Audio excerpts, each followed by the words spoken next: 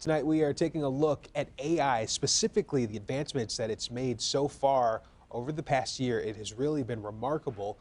AI has its hands in pretty much everything from health to arts and even education. Let's bring in Dr. Bill Hart-Davidson, Associate Dean of Graduate Studies at the College of Arts and Letters at MSU. Thank you for being here with us. Thank you. Thanks for having me. So before we get into this conversation, let's talk a little bit about your background and also your studies as it relates to AI. Sure. I'm a professor at MSU, and I have the expertise area of writing studies. So I look at areas that overlap between how people use technologies and how writing practices change. I'm affiliated with a lab here at MSU called Writing Information and Digital Experience. Okay, thank you for going over that with us. So we've been talking about AI a lot in recent years, and it seems like by the day it is advancing very, very quickly. What are your thoughts on the progress that we've seen so far in terms of AI?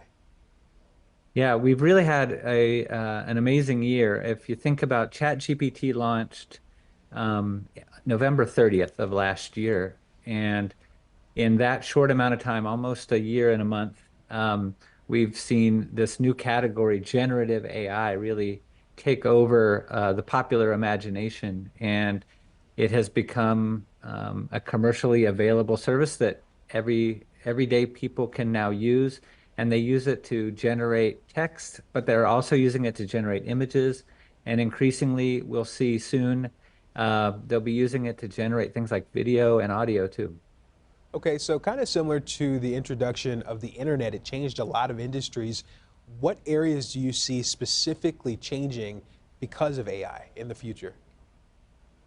Yeah, you're right. I think this is one of the technologies that will have broad reach. It's already having impact in areas where there's already a lot of knowledge creation or knowledge sharing going on. And that includes things like journalism, for example, but it also includes things like writing computer code or doing graphic design, things that we had typically thought about as creative jobs and professional class jobs are seeing maybe for the first time the kind of disruption that we typically associate with automation in the manufacturing sector. That would include professionals like lawyers and even in healthcare, where we're seeing some of those knowledge creating, knowledge summarizing jobs now being assisted or done with the service of AI. While there are some clear benefits, this can also be a little dangerous in the wrong hands. What are some of the concerns in terms of AI and if it does get into those hands? Yeah, there are two really risks that we've been focused on this year. So one is what we've now come to call hallucinations. So this is the odd habit that these language models have to just make things up.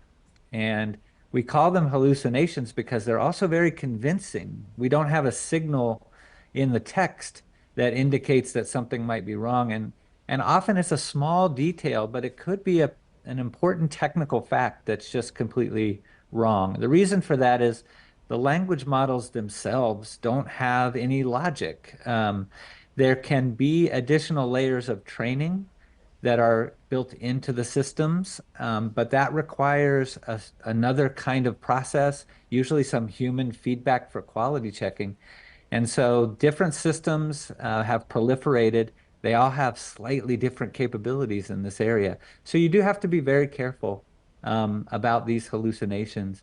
So that's one. The other one is for the possibility for more motivated disinformation.